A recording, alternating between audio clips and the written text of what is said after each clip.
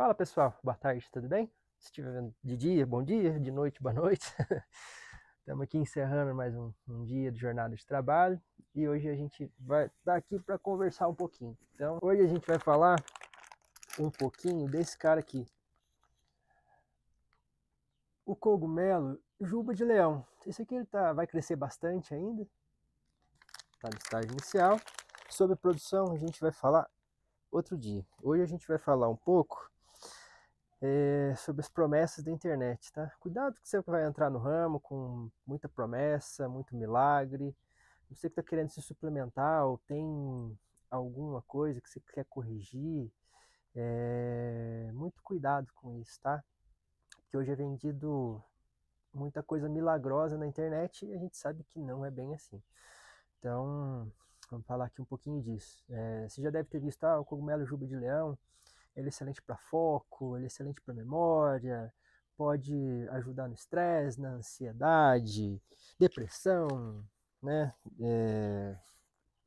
Ele é muito vendido hoje como se fosse assim uma solução para todos os problemas. Vou começar a suplementar juba de leão e vou sentar e escrever um livro. Não é bem assim, tá? Então vamos falar um pouquinho vamos começar falando dessa coisa de alimento, né? Qual que é essa diferença? Você já deve ter visto falar, existem os cogumelos comestíveis, cogumelos funcionais, cogumelos que são para suplementação e remédio. O que, que é a diferença, né, de cada uma dessas coisas? O alimento alimentício e funcional são comida, gente. É comida, né? Comer para se alimentar bem e prover desses benefícios. Alimentos funcionais. Os cogumelos, que têm compostos bioativos que podem ajudar a gente no sistema imunológico. Glucanas, beta-glucanas, que são polissacarídeos que atuam diretamente no nosso sistema imunológico. Você que está chegando no canal, né, se inscreve que a gente vai dar uma sequência agora, né, sobre esse conhecimento do cogumelo em si, tá? Então, cúrcuma, alho, limão, toma limão com água de manhã que é bom para não sei o que, tá com gripe, faz um chá de limão, alho e mel. Todo mundo já deve ter escutado do pai, da mãe, do tio, da avó, né, do parceiro, do parceiro, falando sobre toma alguma coisa que é bom para isso, para aquilo, né? Isso são alimentos funcionais, tá? E o juba de leão, ele in natura, né? Ele pode ser consumido grelhado, inclusive ele é muito gostoso, você pode cortar ele no meio assim, grelha de um lado, grelha do outro, um sal de parrilha em cima, dá um bifão assim bem gostoso, é um cogumelo bem molhado, sabe? Bem úmido assim na boca. Mas outro dia a gente vai cozinhar também. Para sopas desfiadinhas assim fica legal. Já uma suplementação alimentar, a gente quer esses compostos para ajudar a gente em alguma condição específica, né? Cordíceps militares, por exemplo, tem a cordycepina que vai ajudar nessa coisa de dar energia, né? O juba de leão, esses compostos bioativos, né, tem as erinacinas, ericenonas e outros, a gente vai falar em outros vídeos dessas substâncias, que os estudos mostram aí que pode ter uma melhora em alguns aspectos. Suplementos alimentares, que a gente pode utilizar eles em pó, né? Esse aqui é a nossa produção, ou você já deve ter visto, né, em algum momento, extratos, cápsulas, são formas que a gente tem de suplementar, né, nossa saúde, o nosso dia a dia. O medicamento precisa passar por um rigoroso processo no nosso caso aqui, pela Anvisa, né, que é uma instituição muito séria e com muito rigor para poder liberar uma certa substância, controlada ou não, como medicamento. Tá? Então, essa é uma pequena diferença nesses termos que você pode ouvir na internet. Para a gente começar a poder conversar, né? Então, sim, o juba de leão, ele é um medicamento? Não é, gente. Ele é um alimento funcional que traz para a gente bastante benefícios e ele pode ser usado como suplementação para alguns aspectos. Então, onde que a ciência está nisso? Então, para a gente poder entender um pouco, tá, mas não é remédio, mas tem benefício, como é que isso funciona? Então, você sabe como é que é para ser validado o medicamento? Tá? Então, a validação de medicamento ela é bem complexa, passa pelos controles um dos controles é a Anvisa. São algumas etapas de teste, né? Então, a primeira delas são os testes in vitro, né? Os testes em laboratório. Então a gente vai usar tecidos, células fora do corpo, no laboratório, placas de Petri em ambientes controlados, né? A gente pode usar bactérias, pode usar fungos, o que combate o que. Então tudo isso, eu tenho uma teoria que o shiitake pode atuar num câncer de intestino pela substância XYZ. Então eu vou elaborar um artigo, esse artigo vai ser validado, né? E aí eu vou fazer os testes, a gente vai colocar células cancerígenas, vamos colocar essas substâncias isoladas do shiitake e vamos ver como é que ele se comporta, né? Mal de Alzheimer, então tem a doença de Alzheimer, tem uma teoria que o juba de leão, ele pode combater o Alzheimer, então como que é a sequência disso? Então os testes in vitro, são os testes em laboratório.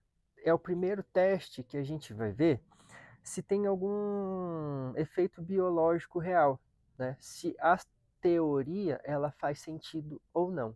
É o primeiro passo para validar, né, um teste para um medicamento, mas está muito longe ainda disso ser real ou não, tá?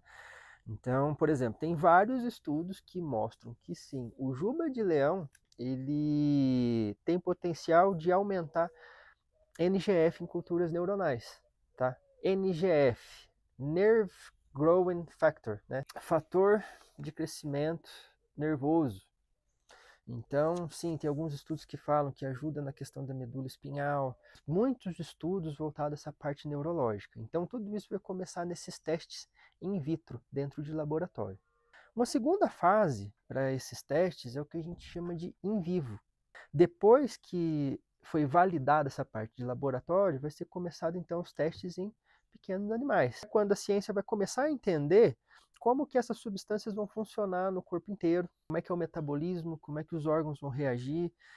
Nesse estágio vão ser testados segurança e efeitos colaterais, né, e a eficiência real daquilo que a gente está buscando.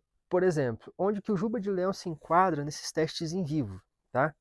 Tem alguns estudos que mostram, sim, que ratos com Alzheimer têm mostrado melhoras depois do consumo do juba de leão. E aí, então, né, depois de validados esses testes, aí vamos para os ensaios clínicos, onde vão ser usadas pessoas, tá? E os estudos clínicos ainda é divididos em algumas fases. Tem os estudos de fase 1, que vão avaliar a segurança, então, desses medicamentos-alvo. Essa fase 1, primeira coisa, verificar a segurança dessa substância no corpo humano. Vão avaliar a tolerabilidade que o organismo vai ter, efeitos adversos iniciais, entender como é que o corpo absorve, como é que ele distribui, como é que ele metaboliza, como é que ele excreta, como é que o corpo vai reagir diante desse medicamento que está sendo proposto.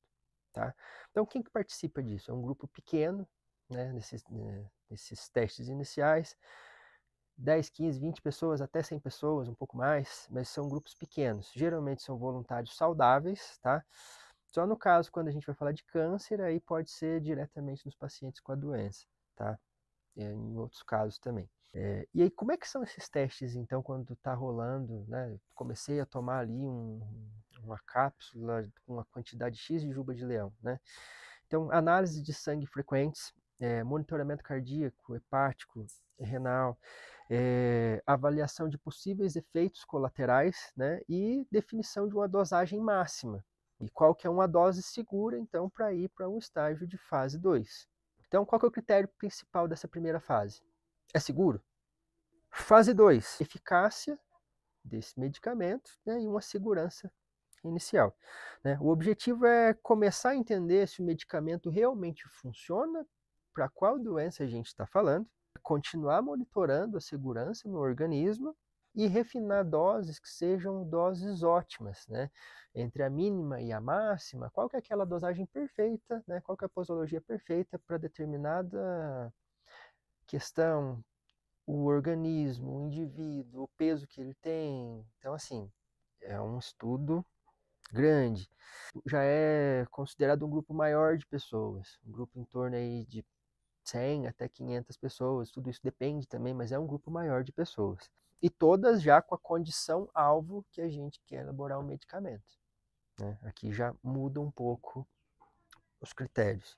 Quanto tempo, né? Aí de 1 a 2 anos ou mais, tudo depende da doença em questão, depende do medicamento que está sendo estudado, então tudo depende, mas nessa segunda fase já é sim um tempo maior de teste.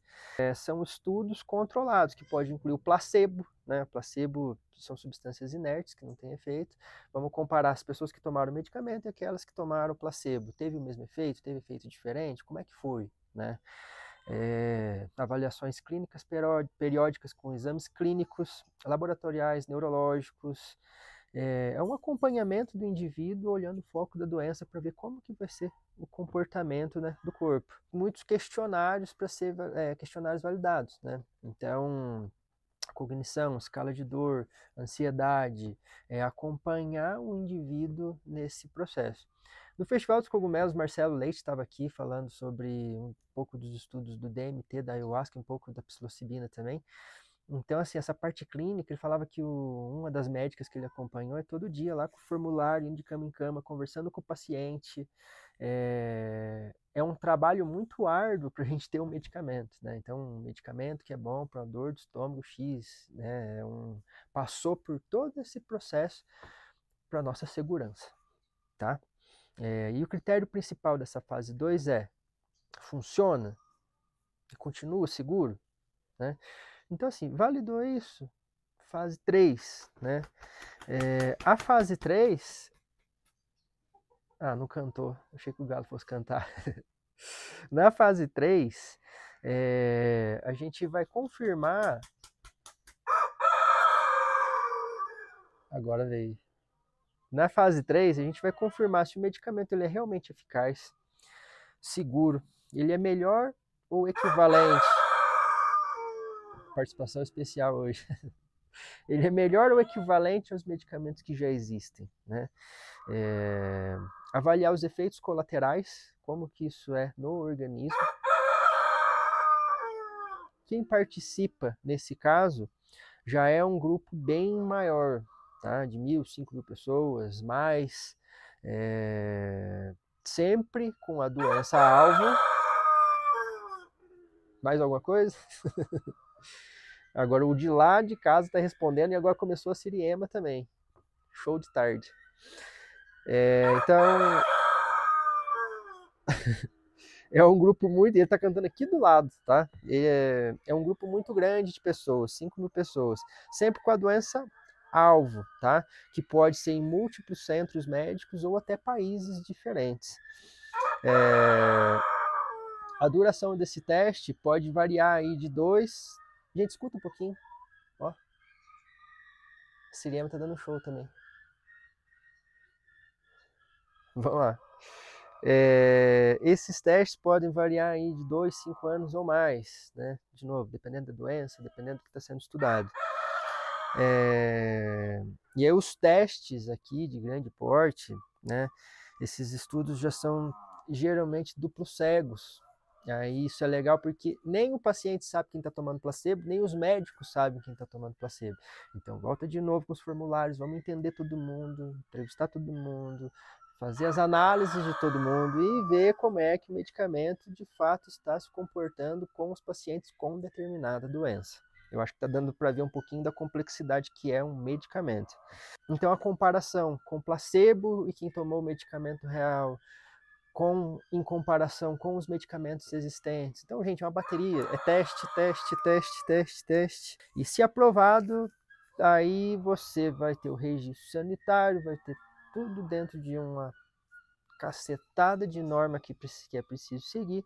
E aí, então, esse medicamento vai poder ser comercializado para determinado tipo de tratamento específico.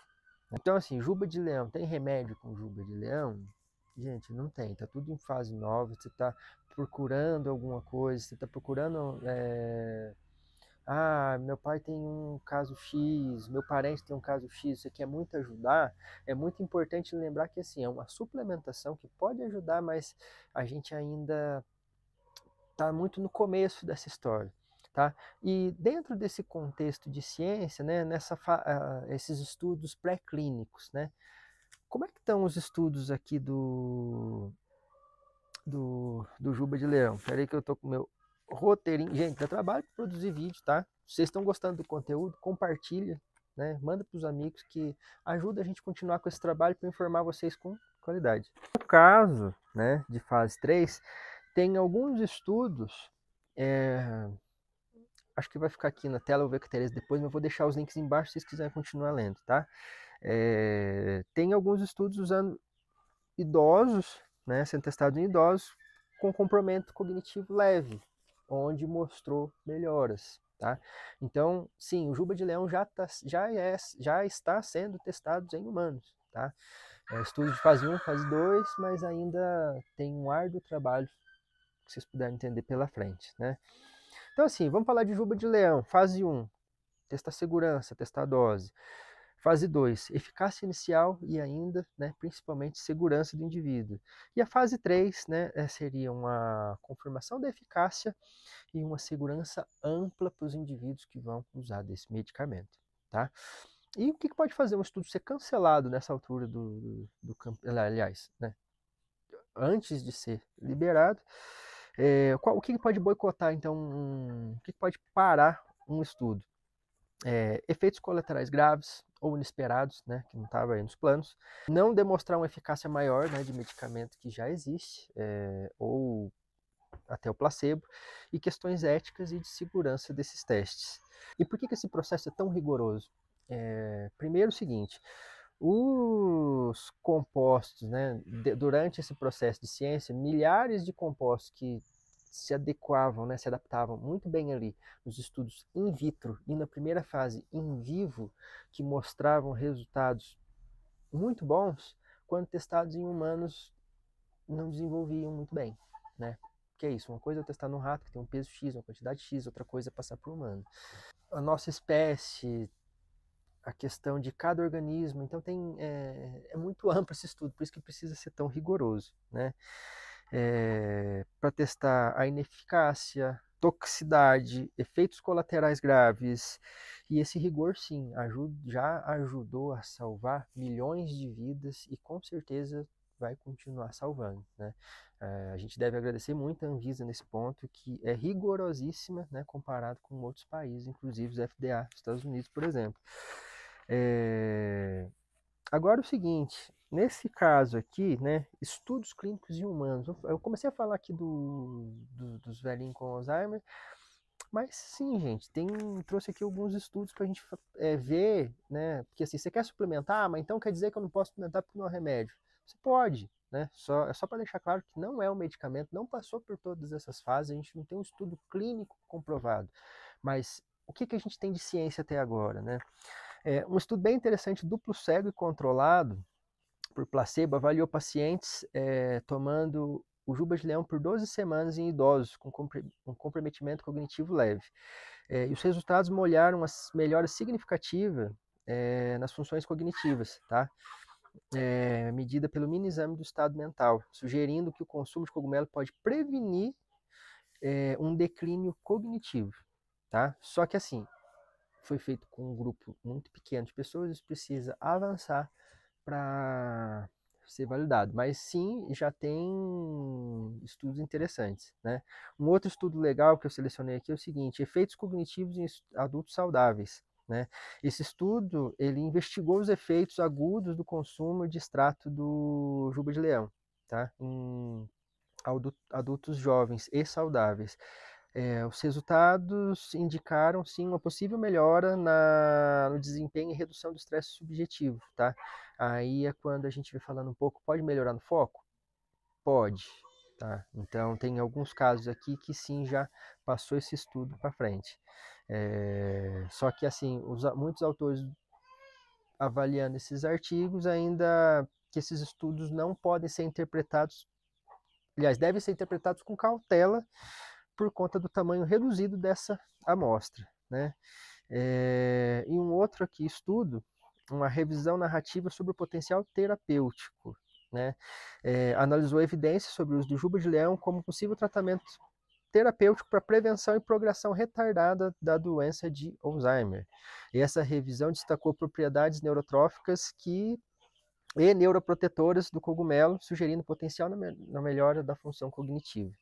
Então, né, resumindo aqui, embora limitados, as evidências mostram que sim, o juba de leão tem um potencial, né, nas doenças degenerativas, doenças cognitivas, muito grande, que é muito legal, tá?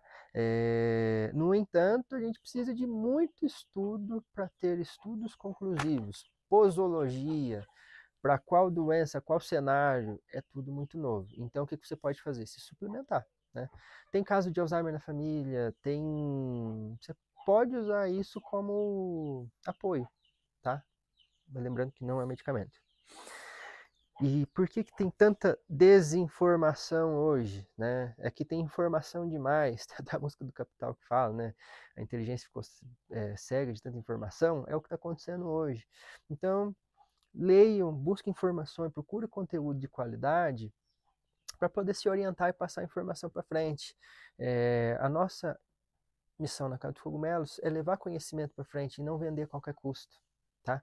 A gente produz o Juba de Leão, a gente vende também aqui cogumelo em pó, a gente vende extratos, mas a gente toma o maior cuidado e cautela com as pessoas possíveis. A gente faz de tudo para respeitar o máximo possível que você está do outro lado da telinha, para não cair nessa onda de informação que quer vender a qualquer custo, tá? Então, cuidado com isso, seja criterioso com as informações que chegam até vocês.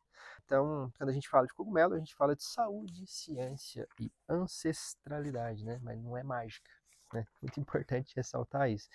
E aqui, sim, o nosso comprometimento é com conhecimento de qualidade. Eu espero que esse vídeo ajude vocês, né? Que a gente possa combater um pouco a desinformação, né? Se você gostou do vídeo até aqui, indica para os amigos, né? Se quer continuar nessa onda de estudo, clica no sininho que daqui uns dias vem, né, mais vídeo. Vou estar aqui com um pouco mais de frequência. Então, assim, né, a gente está falando de doenças específicas. Então, eu vou falar um pouquinho das doenças, das substâncias e quais são os estudos. Então, gente, tem muita coisa legal para ver, tá? Então, até o próximo vídeo.